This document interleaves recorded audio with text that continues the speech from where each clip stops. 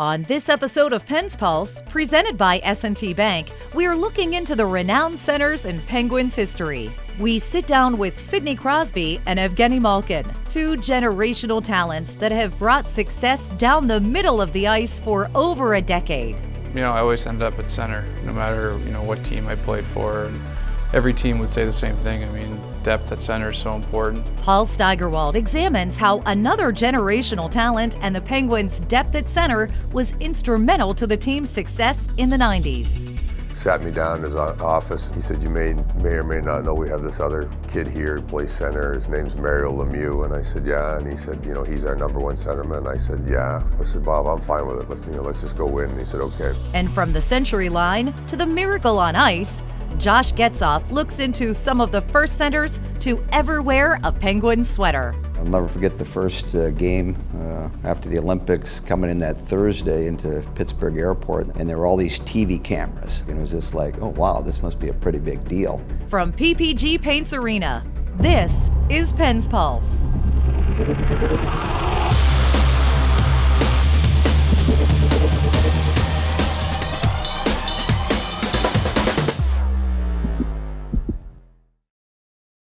This portion of Pens Pulse is brought to you by your Western PA Honda dealers. Hello and welcome to another episode of Pens Pulse presented by S&T Bank. I'm Selena Pompiani.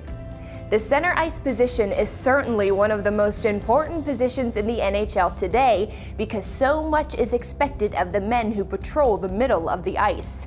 Throughout the history of the franchise, the Penguins have featured some of the best centermen of all time. Paul Steigerwald examines the current roster's depth at center, which has led to over a decade of success for the Penguins.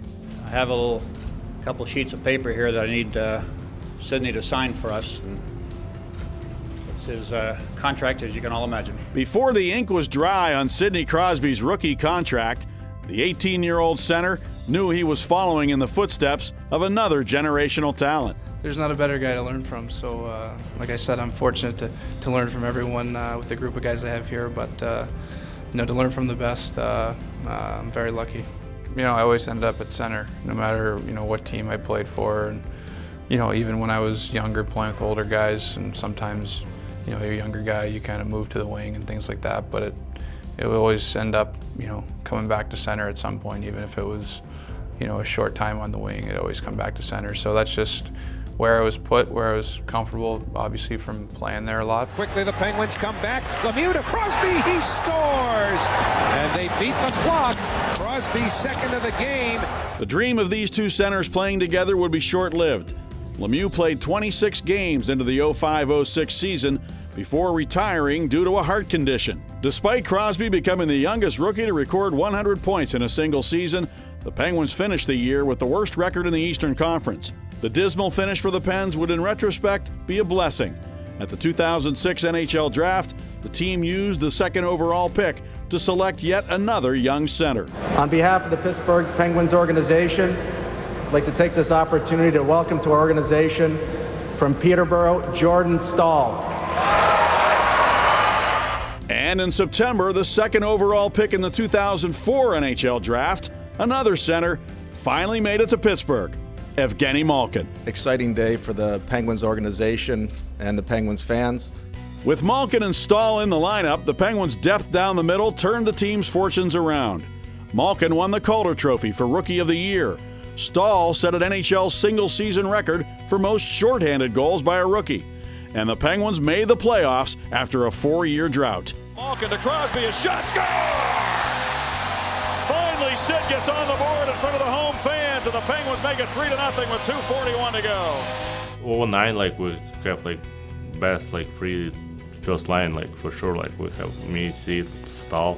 It's I think it's we're young, 20, 21 years old, I think it's no chance, nobody beat us for sure. In 2009, Malkin, Crosby, and Staal respectively led the team in points. The Penguins would rely heavily on these gifted centermen throughout their 2009 Stanley Cup run, including Jordan Staal's shorthanded skills in Game 4 against the Red Wings. Talbot outlets, Jordan Staal carries. Rapolsky back with him, Staal in front, score!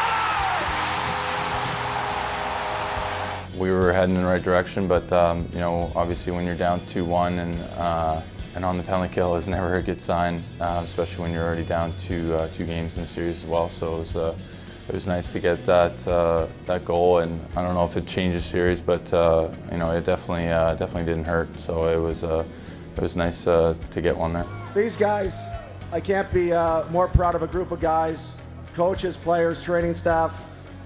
These guys that persevered the entire year. Great leadership by Sidney Crosby, and to see him lift that Stanley Cup in Detroit, that was a dream come true for all of us. The three-headed monster of Crosby, Malkin, and Stahl would eventually come to an end at the 2012 NHL Draft. We have a trade to announce, and for those of you in the building, you'll be particularly interested. Pittsburgh trades Jordan Staal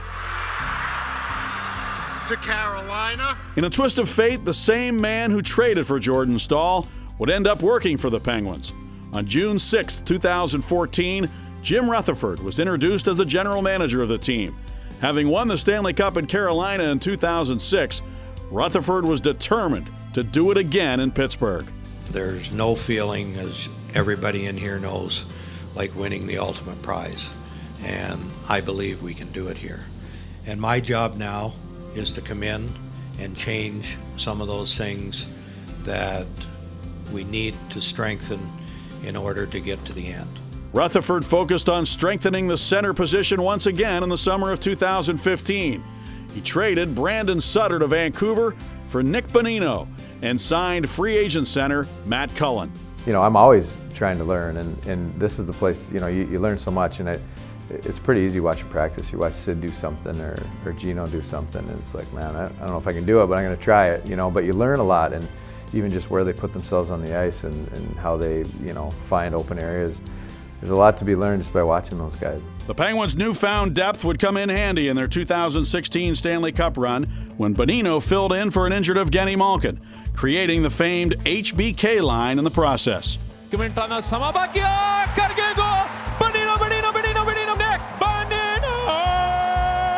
And 1 year later, in Game 6 of the Stanley Cup Final, Cullen logged the most minutes out of any forward as the Penguins defeated the Predators, becoming the first team in the salary cap era to win back-to-back Stanley Cups. I think it's like most important position, like goalie, and 1 or 2 or 3 like good like center. They have great chance to win, you know. Every team would say the same thing. I mean, depth at center is so important, and even when you have guys who aren't, you know, everyday centermen but are capable of playing the position, I think that's a huge plus for any team. So it's not a position that you know, you happen to play overnight. It's usually one that guys have played for a long time. Coming up next on Pens Pulse. I had a 1-year contract, and Craig Patrick was like, why do you want to come here? Because I want to win a cup. I think you guys are the closest thing to win a cup. You got Mario Lemieux, Paul Coffey, Tom Barrasso in the net. This portion of Pens Pulse is brought to you by Kent State University. Welcome back to Pens Pulse, presented by S&T Bank. I'm Paul Steigerwald. What would an episode on centers be without focusing particular attention on the greatest of them all? From the time he burst onto the scene in 1984, Mario Lemieux achieved plenty of individual success, from Rookie of the Year to scoring titles to MVP. But in his first 6 seasons in the league, the Ultimate Team Award, the Stanley Cup, eluded him. Ultimately, it would require the addition of 2 other all-time great centers to help Mario and the Penguins finally reach the top of the hockey mountain. Leading it for his defense player from the point. They score. The Buffalo Sabres have scored the 3rd goal, and here in Pittsburgh you can hear a pin drop. Uwe Krupp teed it up. Pittsburgh's out of the playoffs. That slap shot from Buffalo Sabres defenseman Uwe Krupp ended the Penguins' postseason hopes on March 31st, 1990. For Mario, who had returned from injury in that game in the hope of making the postseason, it was another opportunity lost in competing for the Stanley Cup. Mario alone could not will the Penguins to a long postseason run. The Penguins had some other really good centers in the 80s era. Dan Quinn had 40 goals. Mike Bullard had 50 goals. It's got closer to 90. John Cullen, people may forget, had back-to-back 90-point seasons, was one of the leading scorers in the NHL, but still there needed to be changes. You have to be strong down the middle. Certainly having 3 good centers or 4 good centers is the key to having a championship team. After that loss to Buffalo, Patrick vowed that the Penguins would never miss the playoffs again as long as he was general manager. The landscape would change dramatically in the summer of 1990 when Patrick would hire Bob Johnson and Scotty Bowman. They made shrewd acquisitions, drafting Jaromir Jagr and signing veterans Joey Mullen and 4-time Stanley Cup champion Bryan Trottier. When you're released by a team, you're a free agent, you're a little bit scared. Craig Patrick was obviously probably the most positive of all the general managers. You know, he had a contract within 45 minutes by a phone call. And Craig Patrick was like, why do you want to come here? Because I want to win a cup. I think you guys are the closest thing to win a cup. You got the core group ready to go, and I think I can come and bring some of my experiences and do something fun. But not everything was positive. Upon arriving in Pittsburgh, Trottier found out that Lemieux had back surgery and would miss a significant portion of the season. I drove into town right to the hospital and found out he's under an assumed name and whittled my way up to the top there, and there's Natalie and Mario, and I said, Mario, I came here to win a cup, you got to get better. He goes, no kidding, I want to get better too. Trottier, along with John Cullen and mid-season pickup Jiri Hrdina, would anchor the center position until Mario Lemieux made his home debut January 29, 1991. You can feel the excitement in the building as Lemieux returns to the Civic Arena for the first time since the final game of the regular season last year. And as much as anything, Mike, I think this is a thank you, as there was time earlier in this season. We really wondered if we'd ever see this again. With Lemieux back in the lineup and the trade deadline approaching, GM Craig Patrick received a phone call from Eddie Johnston, now the Hartford Whalers GM. The owner came to us and he wanted Ronnie Francis out of Hartford. So he gave us an ultimatum on a Friday that if he was there in the deadline, that myself and all the coaches were out of a job. It was kind of a crazy time for me. My wife and I just had our first child, and then the phone call came in. It was like on a 9 o'clock at night the night before, and I was on a 7 a.m. flight the next day to Pittsburgh to play that night. A 6-player deal between the Penguins and the Whalers resulted in Cullen going to Hartford in exchange for their all-time leading scorer, Ron Francis. Sat me down in his office. He said, you may or may not know we have this other kid here who plays center. His name's Mario Lemieux. And I said, yeah. And he said, you know, he's our #1 centerman. I said, yeah. I said, Bob, I'm fine with it. Let's just go win. And he said, okay. I look at myself, I lucked out in getting Jagr on my line as the young rookie. I had my Czechoslovakian dictionary with me. He had his English dictionary with him, and we'd converse in our broken languages. With an all-star group of centers, the Penguins won their first Patrick Division title, and then the Stanley Cup. Lemieux dominated the competition, recording 44 points and earning the Conn Smythe Trophy as playoff MVP. He left it on the parkway going to the airport. Brilliant goal. The following season, the Penguins were focused on defending their Stanley Cup title. After an emotional regular season, the team faced an uphill battle, playing the Washington Capitals in the first round, followed by the President's Trophy winners, the New York Rangers. Lemieux and Mullen would both be injured in Game 2 at Madison Square Garden, leaving Francis to step up in Lemieux's absence as the series shifted to Pittsburgh. You know, I still think Game 3 in that series was the best game I've ever played in my career, and we lost that game. And I remember driving home and talking to my dad after on the phone, and I said, Jesus, that might be the best game I ever played in my life. And he said, yeah. He said, you're probably right. And he said, we lost. He goes, well, you're just going to have to do it again. And he did. In Game 4, the man they would ultimately call Ronnie Franchise in Hartford and Carolina scored 2 goals for the Penguins, including the overtime winner to tie the series at 2. Can't clear. Steven L. shooting. Score! Here's Francis scoring! The Penguins win in overtime! Ronnie Francis has scored the game-winning goal! That win was the first of 11 straight as the Penguins successfully defended the Stanley Cup. Lemieux would earn yet another Conn Smythe, and fittingly, it was Francis who scored the Cup winner in Chicago. Here's Francis back now with McEachran 2-on-1. Francis comes in, shoots and scores! Ronnie Francis! I'd like to give a lot of credit to Ronnie Francis because, you know, he stepped down, always seemed to be Mario, and Mario was kept pushing him. And to have Ronnie score the Cup-winning goal, it's a great thrill for him. After the break. I knew I wasn't going to score a lot because I didn't shoot. I used to say, why didn't you shoot? I said, well, I don't want to embarrass myself. You know, I'd take a shot and get called for a delay of game. Welcome back into Penn's Pulse presented by S&T Bank. I am Josh Getzoff. As we continue our look down the history books of Penguins centermen of years past, it's easy to realize the tradition of the high-scoring centerman dates back to the very genesis of Pittsburgh Penguins hockey. Before Badger Bob Johnson came to Pittsburgh and led the Penguins to their first Stanley Cup, there was his son, Mark Johnson. The Penguins' fourth-round pick in the 1977 NHL Amateur Draft, Johnson played for his dad at the University of Wisconsin before making a splash along with the rest of the Miracle on Ice team at the 1980 Olympics.